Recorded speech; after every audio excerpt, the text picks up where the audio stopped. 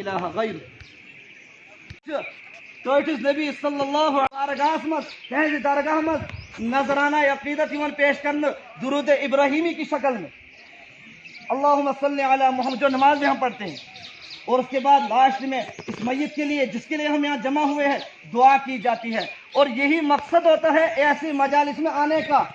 کہ ایسی مجلس میں جمع ہوں گے، پتہ نہیں کون اللہ کا نیک بندہ ہوگا، کس کی دعا اللہ کو منظور ہوگی، کس کی دعا کون مستجاب الدعوات ہوگا۔ لا الہ غیر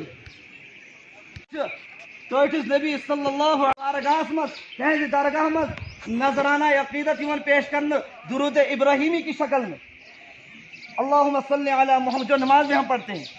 اور اس کے بعد لاسٹ میں اس میت کے لیے جس کے لیے ہم یہاں جمع ہوئے ہیں دعا کی جاتی ہے۔ اور یہی مقصد ہوتا ہے ایسی مجالس میں آنے کا کہ ایسی مجلس میں جمع ہوں گے، پتہ نہیں کون اللہ کا نیک بندہ ہوگا، کس کی دعا اللہ کو منظور ہوگی، کس کی دعا کون مستجاب الدعوات ہوگا۔ توٹس نبی صلی اللہ علیہ الہ غیر